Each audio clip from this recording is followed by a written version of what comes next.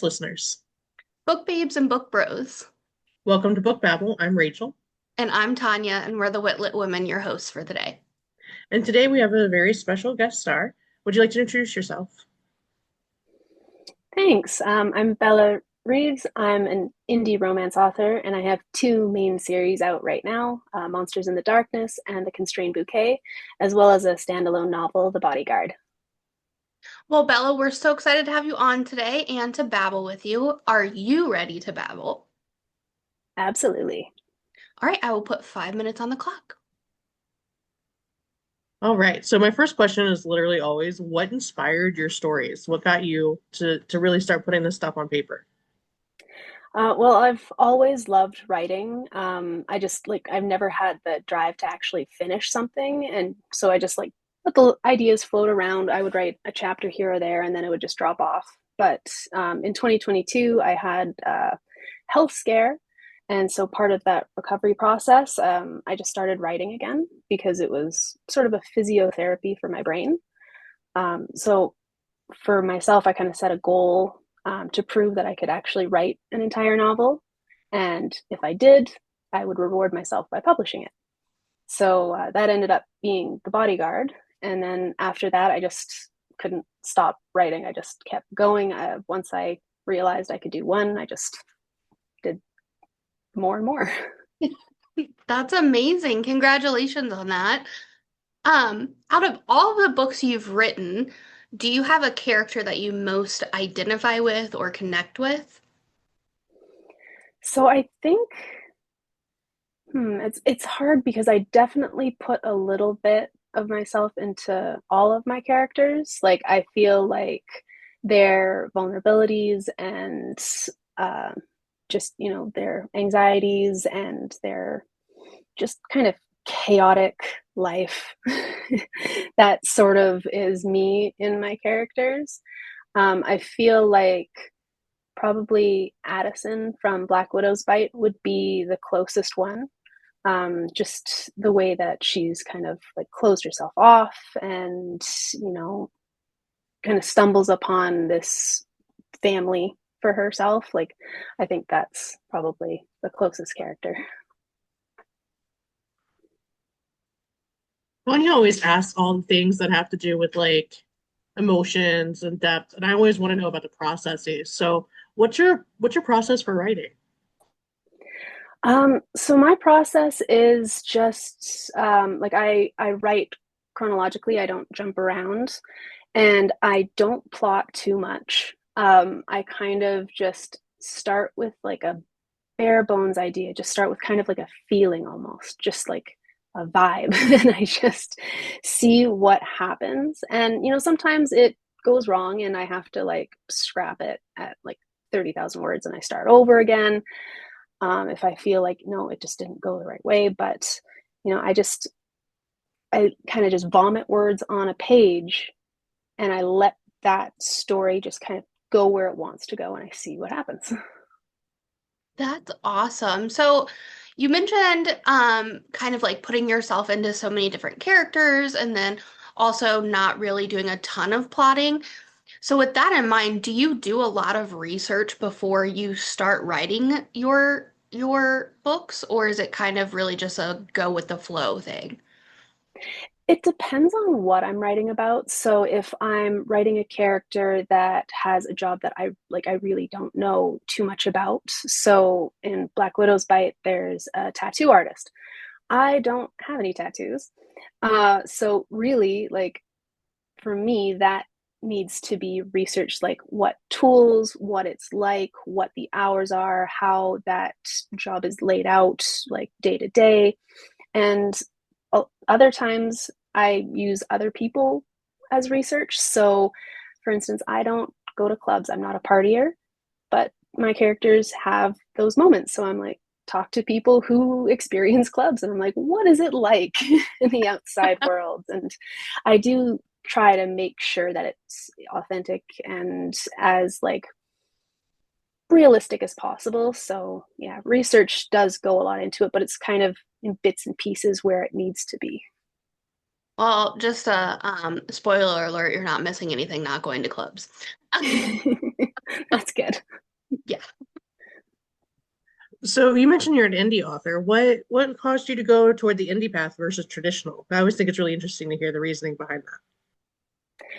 Well, I think for me, a lot of it was I didn't set out to write and publish to, become famous and make a bunch of money. I did it to prove to myself that I could. I wanted to achieve something. I wanted to show myself that I was okay and you know, I could do it. So indie publishing meant that I didn't have that roadblock of like, well, now I need to go and get rejected by 10 different publishing houses and just be crushed after I've like achieved something. So I just put it out there. I didn't really expect anybody to read it. I just wanted to do it for myself. And then, people did read it and that felt really good. And then, the community, it's very nice. Just indie authors can be very nice and very supportive and very kind. And I've met a few really amazing ones. So it's hard to even think about going a different way now. Yes. So we're going to continue that, but just a heads up, we did make it through the 5 minute AMA round. So woo, that is all the pressure is gone. We'll put the 5 minutes on our social channels and then the full episode's going to go on YouTube and Spotify, but we'll keep chatting. So you brought up the community, the indie author community and indie reader community. I have found a home here and I love it here, but I would love to know what your thoughts are on it. Like if there's any big, I don't know, moment from joining this community that really sticks out to you. Just kind of your entire experience so far being in it. So I think like I'm definitely on the fringe of community. I've never been a very good people person, and I'm not very outgoing and social. So the online aspect, the community aspect, it is quite difficult for me. So I don't think I'm submersed as most people. I did kind of just find a few really nice people in my travels and we kind of just stuck together.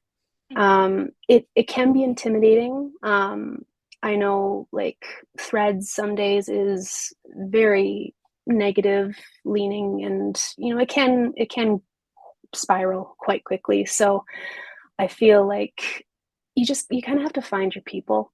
You have to find a kind group that is full of just people who love to write and who love to read and who just want to, like swap stories, beta for each other, like help work through a problem or a tricky paragraph. Like you got to find just a nice group, and I think everybody has that potential to just find their people. You just sometimes it takes a little longer.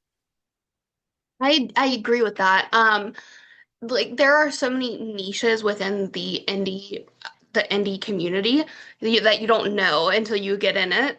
And I've also realized that there are so many different people in here who are willing to help and willing to give their time to you. I mean, they're some of the most giving people I've ever known, I've ever met. So it's amazing, and I'm glad you're a part of it. Rachel, anything from? Sorry, my mute button wouldn't work. Unmute. What do you think is some of the best writing advice that you've ever received? The best writing advice, I think, is just, don't listen to those little voices in the back of your head. Don't listen to that. Oh, don't use said. Watch your dialogue tags, watch your action tags. Don't do fragment sentences. Don't do long sentences. Just let those voices quiet down. Tell your story, and you can edit after. You can always go through it and tear it to shreds afterwards, but you're never going to get the story out if you stop yourself before you start writing. That's very sage advice. So many people get in their own way, and just being able to like shut off those not emotions, but those other words coming in, the doubts, that's just best advice, honestly. So typically I take up all of the time, but I would like to give Rachel some more time to ask her questions. Yeah. So as a romance reader, I also obviously have some of my favorite tropes that I like to read. Not that I'm discriminatory at all because I think they're all great, but do you have any favorites to write? You can definitely tell in my writing, I love found family. I'm a sucker for that. Just, oh yeah, like that finding your people and finding that love. And I guess that's probably why a lot of what I write is why choose is just like, there's endless love to have. And like, there's just why, like, why avoid it? So I definitely, I definitely use found family in probably most of my books. It's such a great trope to write too, because like you said, there's like endless love out there, so why limit it? So yeah, I love that. Um, what's next, Rachel? Go for it. I'm giving you the floor the entire time. Do you remember just kind of like when you're writing your stories, what are the emotions that you kind of go through as you start and end it? Like, is there a difference between when you start and when you end? Definitely, like I get this like rush of excitement when I start a new book. Like it's like you couldn't stop me from writing.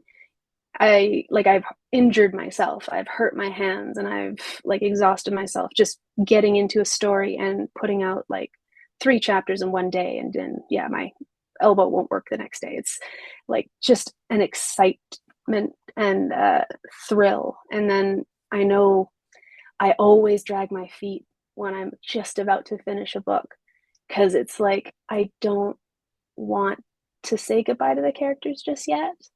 And yeah, I always just, it takes a lot longer to finish it because I know I only have 2 chapters left, and I, then it's goodbye. So, Speaking of your characters, is there one that, if you had to choose one to go on a date with, is there one that you would choose? oh boy, that's tricky. I, I always want to look at my misfits from Black Widow's Bite. Like, I think Austin probably, he's the favorite child. You're not supposed to have a favorite, but he's just such a sweetheart, and he's just so like touch starved. And like it would be just a very calm, like just go for a walk or just sit somewhere and just be together. Like it would be very relaxed and nice. Well, sign me up for a date with Austin too. That sounds beautiful. Yeah. Uh, Well, so this is usually the time when I offer you a place to kind of say something to your readers or the listeners if you have anything that you would like to share. Awesome.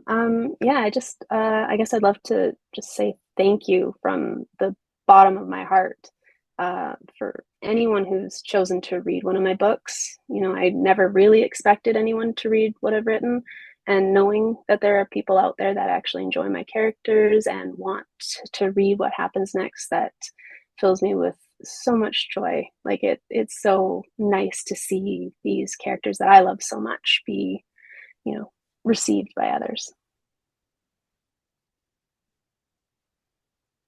It's amazing. Well, we are so excited to have had you on today. We are at our time limit. We would love to have you back on if there's ever a time that you want to come back on and chat. But yeah, that would be all for today. Awesome. Thank you so much for having me. This was so fun. Thanks so much, Bella. bye. Bye.